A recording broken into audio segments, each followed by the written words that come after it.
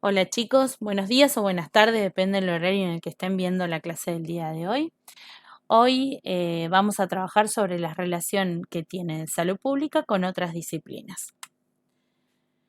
Las relaciones que tienen con las otras disciplinas es porque se va a ir nutriendo la salud pública de estas otras disciplinas y a su vez estas disciplinas también se nutren de la salud pública. Dentro de las disciplinas con las que se relaciona está la medicina social, ¿sí? Que es una práctica médica que se va a ocupar de la salud de las personas, de la salud de este proceso de salud y de enfermedad, de las personas de forma individual y en forma grupal, ¿sí? Más que nada en las relaciones que hay entre los miembros de determinada comunidad, entonces se va a ocupar de la salud de esos grupos o comunidades pequeñas y grandes, depende de la escala de la medicina social. Eh, es una rama que se va a dedicar a la atención comunitaria, a la atención social. En cambio, la medicina preventiva, como lo dice la palabra, es esa medicina que se va a empezar a ocupar de la salud de las personas, reforzando y promoviendo la salud de las personas y previniendo las enfermedades, tanto la prevalencia como la aparición de las mismas. En este caso, por ejemplo, actualmente con la situación del coronavirus, estamos trabajando con absolutamente todas las disciplinas y voy a ir explicando cada una. Si decimos que la medicina social se ocupa de grupos sociales, justamente ahora estamos hablando de que la salud de la población se ven todas afectadas por determinado virus, provocando una enfermedad que es masiva en cantidad de habitantes, ¿sí? Entonces, de esta salud se va a ocupar la medicina social y la medicina preventiva es quien se ocupa de llevar a cabo todas estas medidas para prevenir, ¿sí? Que otras nuevas personas se vayan contagiando de estas enfermedades. Y también ayudarlas, obviamente, entre ambas a evitar las consecuencias más severas de la enfermedad de una vez que ya se ha adquirido. Dentro de la rama epidemiológica, ¿sí? Que es el estudio de la distribución y de las determinantes de las enfermedades de la población humana, justamente hoy en día está más que nunca relacionada esta salud pública con la epidemiología, porque justamente es eso lo que nos lleva a hacer el estudio de esta enfermedad en particular producida por este virus, la forma de contagio, ¿sí? De qué manera poder evitarlo, cómo va evolucionando, si se consigue vacunas o no. Entonces, todos esos aspectos epidemiológicos los va a trabajar, ¿sí? Este aspecto de la salud pública. Y por último, ¿sí? Están las estadísticas.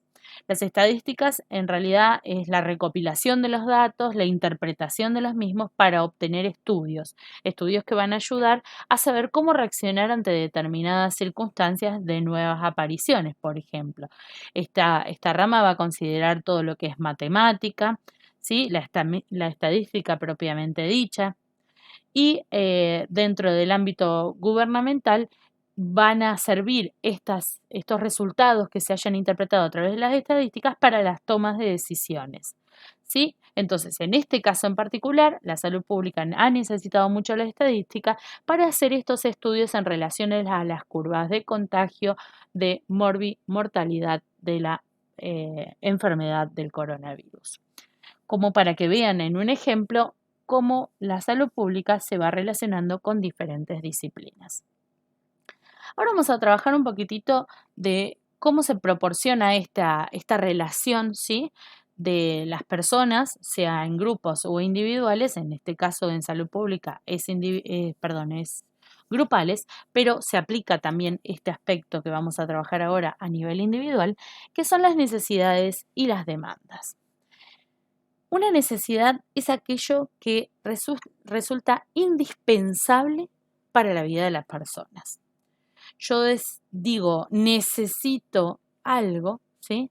Cuando esto o la carencia de esto modifica mi calidad de vida e incluso me puede llevar a la muerte. ¿Qué cosas necesito? Y básicamente, por ejemplo, aire, agua, alimento, ¿sí? Un techo, ¿sí? Ahora, ¿qué deseo? Y deseo un auto en este momento, porque el año pasado nos quedamos sin. Deseo, no sé, poder pintar la casa. Son cosas que son importantes para uno, nadie dice que no. Pero el hecho es si es indispensable para mi vida o no.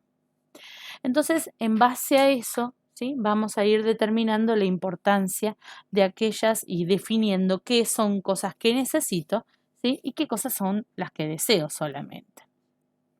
Y después, en función de la disponibilidad, podemos decir que las necesidades son libres, ¿sí?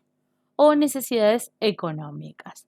¿Y cómo se entiende esto? Las necesidades libres son aquellas cosas que yo las necesito, pero que son gratuitas y están a disponibilidad en abundancia en cualquier lado. Por ejemplo, el aire que respiramos, ¿sí? La luz solar, ¿sí? Sabemos que necesitamos para la fotosíntesis de los alimentos, que los alimentos tienen que estar, pero hay cosas que necesitan un intermediario económico. ¿Cómo qué? Y muchas veces como los alimentos mismos. No vivimos ya más en la época en la que necesitábamos tierra y de ahí la semilla para empezar a producir, sino que ahora vivimos en un mundo que mayormente necesitamos poder adquisitivo para poder adquirir cosas que realmente siguen siendo básicas y necesarias, pero que necesitamos de un instrumento económico para adquirirlas. Ahora vamos a jerarquizar un poquitito estas necesidades. Esta pirámide, cuando la vean, tienen que aprender a interpretarla porque es su base lo más importante, ¿sí? No vamos a arrancar pensando desde la punta de esta pirámide, ¿sí? Hablando de lo que es autorrealización, sino que vamos a trabajar que si las bases no están cumplidas, si la parte fisiológica no se cumplió, difícilmente podamos continuar con las siguientes. Entonces, cuando leamos las necesidades, esta pirámide en particular es la elaborada por Abraham Maslow, ¿sí? La van a trabajar ustedes nuevamente en Fundamentos de Enfermería, así que le vamos a dar solamente un paneo, ¿sí? Las necesidades van a diferenciarse entre lo que es supervivencia, aquello que sin esto yo no puedo existir, y crecimiento, aquello que me ayuda a ser mejor, a crecer como persona, como individuo. Entonces, dentro de las más básicas necesitamos cubrir las necesidades fisiológicas, ¿sí? Como respirar, como que nuestro sistema circulatorio esté en funcionamiento, alimentarnos, eliminar. Ojo, eliminar es sumamente necesario, no solamente puedo ingerir, sino también evacuar. ¿Qué otra cosa? Las necesidades sexuales también son básicas. Después tenemos necesidades de seguridad.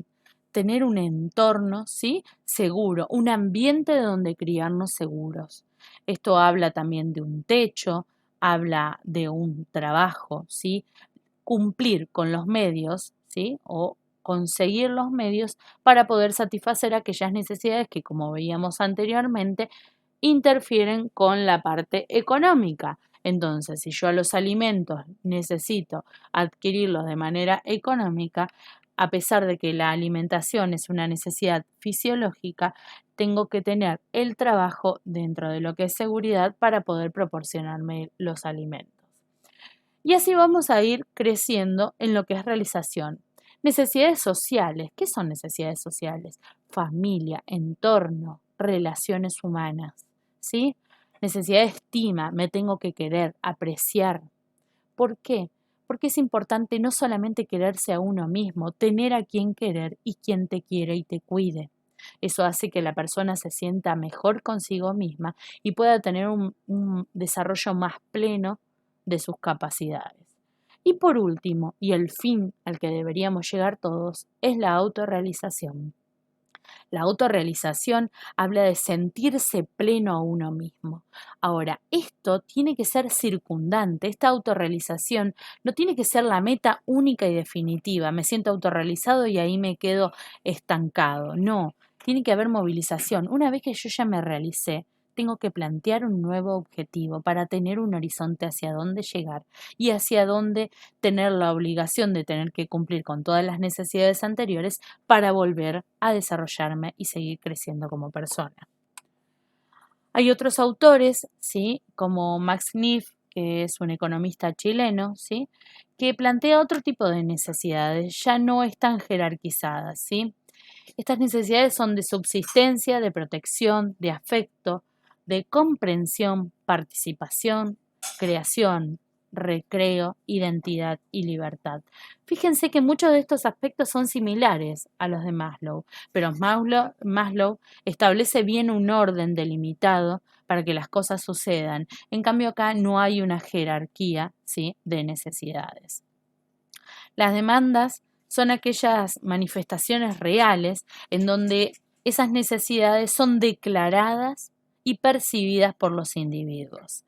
Una demanda de salud, ¿sí?, tiene como resultado una asistencia médica de parte de, primero, un profesional, pero también de parte del Estado. Como veíamos que salud pública se ocupa de grandes grupos, de comunidades completas, entonces esta demanda de salud tiene que tener como respuesta un servicio de salud, ¿sí?, para la población.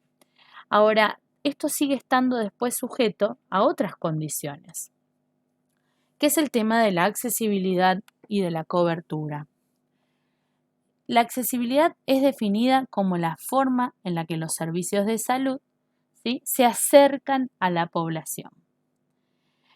Para que se acerque a la población tenemos que partir de la premisa de que están lejos. Entonces, ¿qué tipo de barreras nosotros encontramos, ¿sí?, que se pueden interponer entre el individuo y el sistema de salud? Suponiendo siempre, hablando del sistema de salud gratuito, porque aquellas personas que acceden al servicio de salud pago, ¿sí?, generalmente son por obras sociales o por un poder adquisitivo mayor, por lo cual en este punto no entraría la barrera económica desde ese punto de vista. Sí entraría la barrera económica si, a pesar de que yo accedo al servicio de salud, aún me quedan gastos extras que no son capaces de ser solventados por mi persona.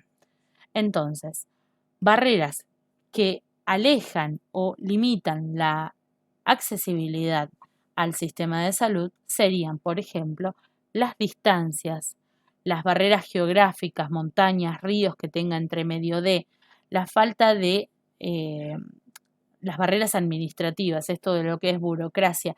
Yo tengo como experiencia personal que mi primer hijo como yo estaba estudiando, tenía la obra social de mi papá, que era PAMI. Entonces, como yo tenía PAMI y PAMI no tenía obstetra, bueno, tuvieron que hacer todo un arreglo para poder proporcionarme cuidados obstétricos. Pero lo que más me llamó la atención de ese proceso, que si bien yo estaba embarazada, no me consideraba enferma, entonces tenía capacidad de desplazarme y de invertir tiempo y energía física para poder ir a realizar las autorizaciones, consulta al médico para que el de cabecera te derive a otro médico especialista, etcétera, etcétera. Ahora, lo que sí me di cuenta es de que esto es terriblemente complejo para las personas ancianas. Entonces, si bien el sistema de salud era gratuito, si bien no había grandes barreras geográficas que se interpusieran, había entre barreras administrativas, por esta burocracia que hay de papeleos, y barreras económicas. La mayoría de ellos que no podían caminar tenían que desplazarse en taxi. Otra de las barreras que tenemos que ir superando son las barreras culturales, que habla de los usos y costumbres de las personas. Nuestro país es extremadamente extenso, por lo cual su variedad de culturas es muy amplia. Entonces, llegar a comprendernos y a ofrecer un sistema de salud que sea amplio y que respete las libertades culturales de las personas es muy importante. Cuando hablamos de cobertura, quiere decir la capacidad que tiene el gobierno para atender esta demanda, ¿sí?, con los servicios básicos de salud para toda la población. Entonces, esta capacidad de cobertura se va calculando y se va evaluando a medida que se van sucediendo los hechos de necesidad. Si hay una necesidad, evaluamos la accesibilidad y la capacidad de cobertura del sistema de salud. Aplicándolo a este momento histórico del coronavirus, justamente nosotros como meta, la meta justamente de nuestro país es intentar achatar la curva. ¿Qué quiere decir achatar la curva de contagio? Si nosotros la mantenemos, si bien se va a prolongar en el tiempo, porque a lo mejor el número de contagiados puede llegar a ser el mismo que otros países con mayor complejidad, el hecho de repartirlos en el tiempo hace que como la curva sea más baja, haya capacidad estatal de cubrir, o sea, de la cobertura de salud para esa población que vaya a demandar los servicios de salud. Espero que se haya entendido, espero que nos encontremos en clases de consulta para despejar todas las dudas y cualquier cosita nos estamos escribiendo. Besos para todos.